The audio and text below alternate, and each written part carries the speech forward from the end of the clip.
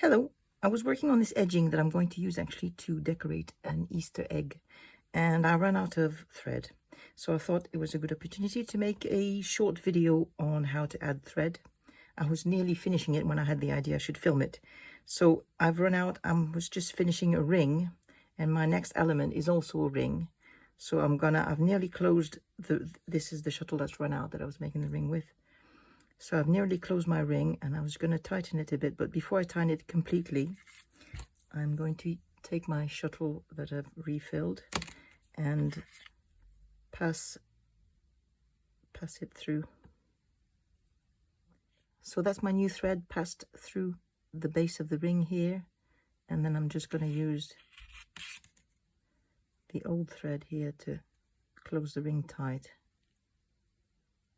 so that the new thread is just grabbed at the base of the ring that I've just finished.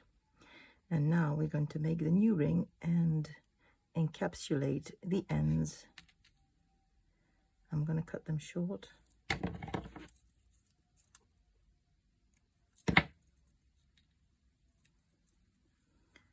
And now I'm making the new ring.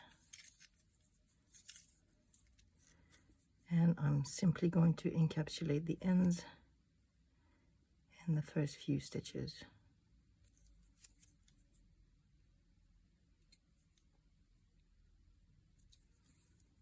So I'm making 6 stitches before the picot, so I think I will encapsulate these in the first 6 stitches.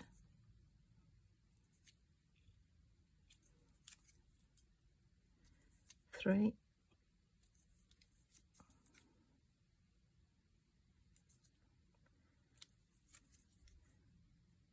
4. I have other videos as well that show other options for encapsulating ends like this, where you keep them longer. You can keep them longer and tuck them into your working shuttle. But here I had 2 ends to cover. That works well when you have just one. With 2, it would be a little bit more fiddly, so I'm doing them this way with just the short ends. You can also make them really, really short, and so you don't have to sort of grab them. You can do them in one movement. 1, 2, 3, 4, 5, 6. That's it. So I'm going to pull on them quite tight and cut really close. And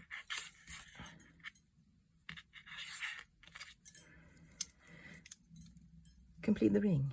So 6 stitches, 1 picot, 5 stitches, 2, 3, 4, 5, a picot and 6 stitches. 1, 2, 3, 4, 5, 6, and close the ring.